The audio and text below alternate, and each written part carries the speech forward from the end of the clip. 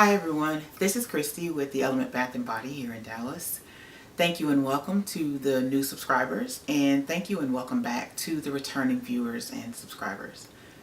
This video is an update video on this part of my journey with my health and medical situation, and it is in part for me personally just to document my journey, to go back and reflect later on, and it's in part just to let you guys know what's been going on and update you as to why I haven't uploaded any videos in the last probably couple of months now. So I'm going to go ahead and jump right into it. So as some of you may know and some of you may not know, I am a breast cancer patient. I was diagnosed with breast cancer in August of 2018, and I began chemotherapy treatments in January of 2019 this year. So as of May 7th, 2019, I am officially done with chemo. May 7th was my last chemo treatment. I was so excited about that. And but this video is just to, explain why I haven't uploaded videos, but also to hopefully give some encouragement for someone who may be getting ready to go on this journey or may have just started this journey and experiencing some of the side effects. This is just encouragement that, to let you know that it is just part of your journey. It is not your entire journey. Even though it feels like you'll never get through it, you'll get through it. Going through chemotherapy was a physical and a mental journey. And I believe actually the mental journey was a greater part of the equation than the physical journey was. So I'll explain that. So I had 8 chemotherapy treatments spaced 2 weeks apart. And the first 4 treatments were a combination of 2 well-known chemotherapy drugs. And the last 4 treatments was a single well-known chemotherapy drug by itself. So let's start with the first 2 drugs. I'm not going to name them. I'll just explain what my experience was with them. So from day 1 until about 10 days after the 4th treatment, which was the last of the combo drugs, that whole entire time was severe incessant nausea and vomiting multiple times a day.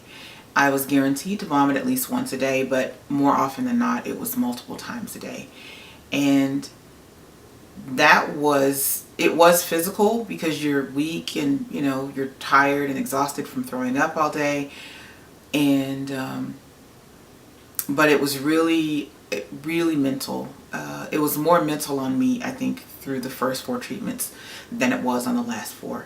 The last 4 was more physical kind of torture, but the first 4 were definitely more emotional, mental strain and stress. So not being able to eat solids for probably the first 4 or 5 days, up to 7 days after each chemo treatment, and then after you are able to eat solids, not being able to taste your food was really difficult. So the doctors warned me that a lot of people that take chemotherapy treatments complain of a metallic taste with their foods. I did not have that experience. I tell people that chemo just burnt off my taste buds. The first 4 treatments just burnt off my taste buds. My tongue was smooth. From the tip of my tongue to a little bit past half of my tongue was just smooth, where there were no taste buds there. And the taste buds that were left near the back of my tongue, I couldn't taste savory or salty or umami flavors. I could taste sweet things. And my mouth was extremely sensitive to acidic foods.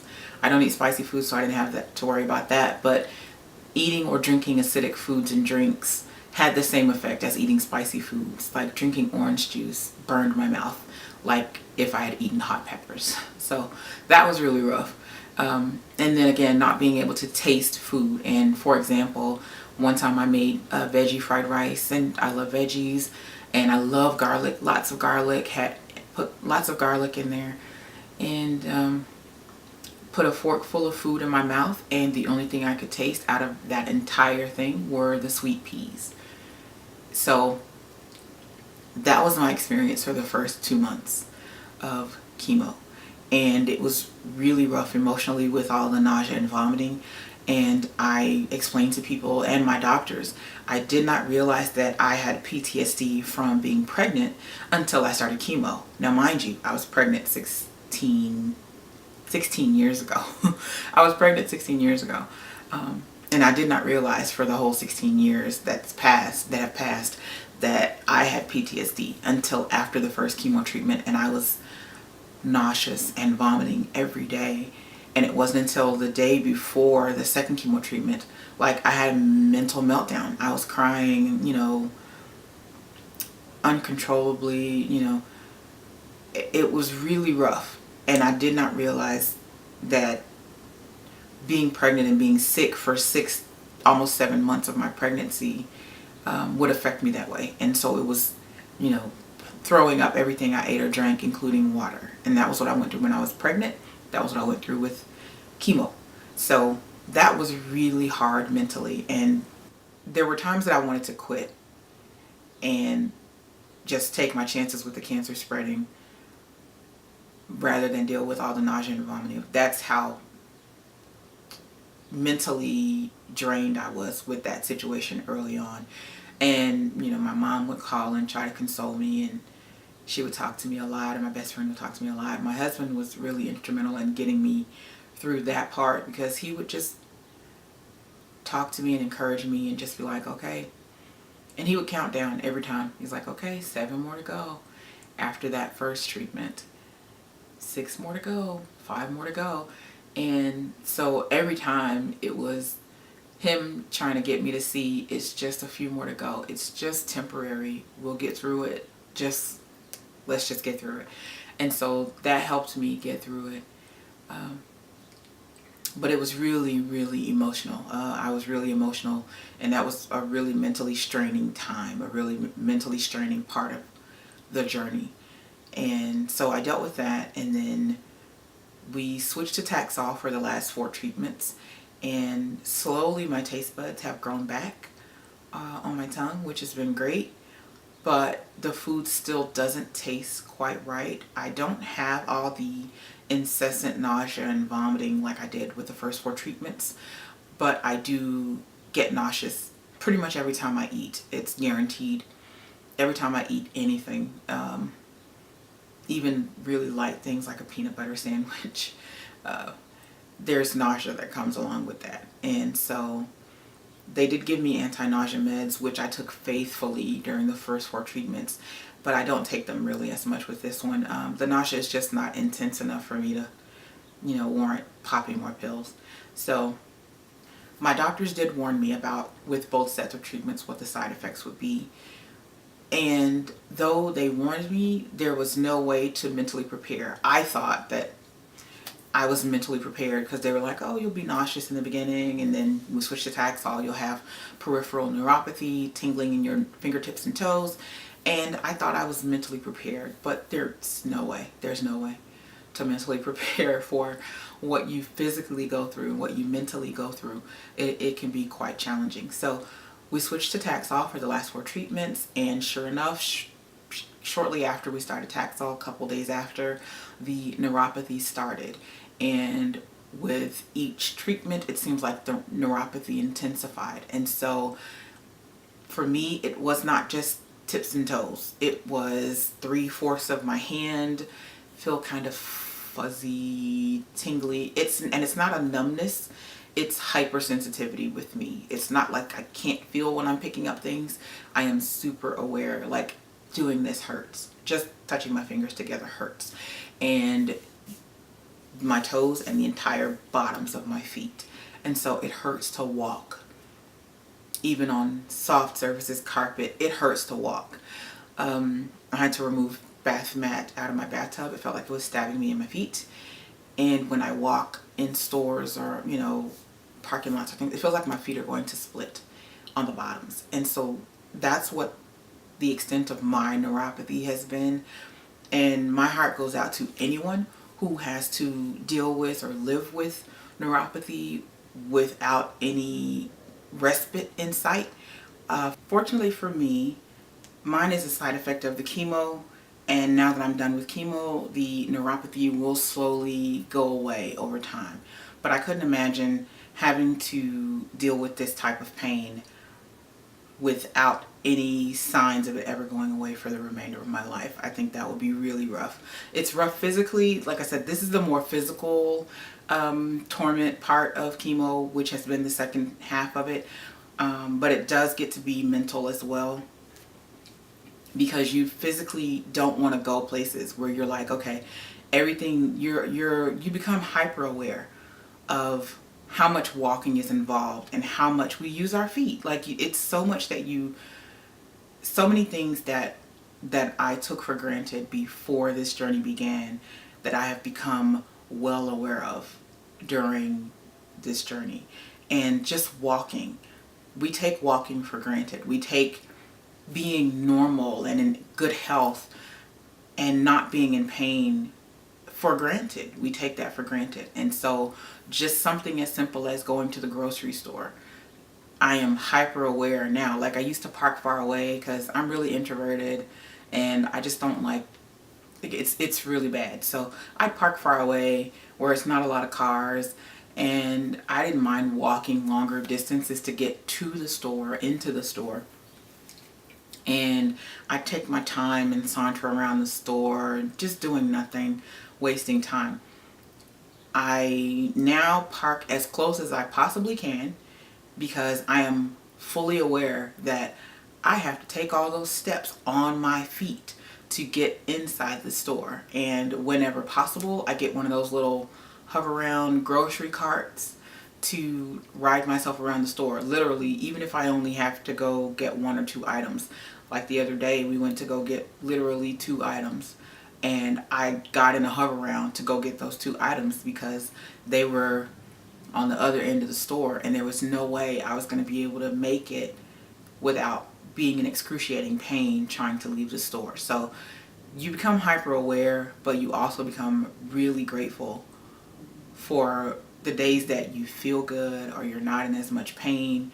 You become really grateful for that. So this has been an amazing journey in the sense that I always thought I was a really grateful person, but this has just made me more grateful for really simple things that most people just assume will always be there. We assume that we will be in good health when we're young. We assume that we won't have these kinds of problems until we're older, if at all. So it's really important. Just be grateful for everything. But I wanted to also talk about, before I finish with this, I wanted to talk about the importance of having a good support team when you're going through this. So again, I'm not trying to depress anybody. I'm not trying to make anybody sad. This is just me documenting my journey, or this part of my journey, and also helping to hopefully encourage someone who may be going through it. And so if you are on that part of the list, getting ready to go through this journey or beginning this journey, this part is mainly for you. It is so vital for you to have a rock solid support team. You want to surround yourself with people who will be positive and uplifting and encouraging while you're going through your journey. And it's so important. It's so very important to have people who will be there to help carry you emotionally when you are unable to carry yourself emotionally when you're going through this, because it is going to come. It is going to come with, I can't even say just with having, breast cancer. I think with any extended illness, because it comes with a lot of isolation, physical and mental isolation, and that can be really rough on you mentally. More mentally. Again, I think this is more of a mental journey than anything. So it's so important for you to surround yourself with positive, uplifting people while on this journey. And don't feel bad, and don't let anyone else make you feel bad for making the choices that you've made to help treat your illness and preserve your health and wellness and your life. You have to understand that this is, again, temporary. And if you made the decision to go with this particular treatment, that is what you decided was the best thing for you. So don't let anyone make you feel bad for doing what you thought was best for you at this point in your life. And also, this is also a great time to remove any negative, drama-filled, chaotic connections that are in your life. Because again, this journey will test the limits of your positivity at times. And so you want to make sure that you surround yourself with people who are living pretty positive lives. You don't want a lot of chaos around you and drama around you, because that causes more stress, to me anyway. So take this time to make sure that you have supportive people in your life. And I am so grateful. My clients constantly call, or they text, because they know I don't answer my phone hardly ever, but they text to check up on me. And I have people that I've met on social media that I've never met in person, and they are routinely checking up on me, and that's been really awesome. And my inner circle has been so vital to my mental health, because I had some mental health moments so far in the last 4 months. Just in the last 4 months. It wasn't when I was diagnosed with the breast cancer, and it wasn't the surgery and getting, part of the boob chopped off. My mental health started deteriorating once I started chemo. Chemo makes you feel like crap every day, all day, and that messes with your headspace. So my inner circle have been so instrumental in helping me come out on the other side of chemo with more of me intact. And that is my mom, my best friend, my husband, my son, and the 5 guys that I work at the barbershop with. These are the people who call or text multiple times daily. They check up on me weekly. My husband and son, of course, they can't get away from me. Poor them. But my mom and my best friend call and text multiple times a day to check up on me, to encourage me, especially when I'm feeling bad. The guys at the shop have been so helpful, and they've gone above and beyond what is expected of coworkers, but we call each other brothers and sisters. So, but you look at that, you look at the kindness of people, and people willing to sacrifice things that they don't have to sacrifice, which is their time, their resources, just to make sure you're okay. That is an awesome thing. And it is so important to have those types of people around you when you are going through what may be the most challenging and the most stressful thing that you have ever gone through up to this point in your life. So I want to encourage you, and not just people who may be dealing with illness or dealing with chronic illness, or caretakers for people who have chronic illnesses. This is for anyone. Be grateful every day. That is the simplest advice that I can give to anyone, is be grateful every day, because it could always be something different. It could always be something worse. And you woke up today. That means that you are here for a reason. You are here for a purpose. There's a purpose for your life. Someone didn't wake up today, and you did. So be grateful for that. Let that be the fuel for you having a great day today, or a great week this week, or a great month this month. So be grateful every single day. Surround yourself with positive, encouraging people, positive, uplifting people, and it is transformative, especially when you're going through dark times. So I hope that that encouragement reaches whoever will accept it and whoever will have it. And I thank you for your patience and listening to me chat. And hopefully the next video will be either me making something or just another update. So thank you again for watching. Thank you for tuning in. Thank you for subscribing. Have a great week. Peace.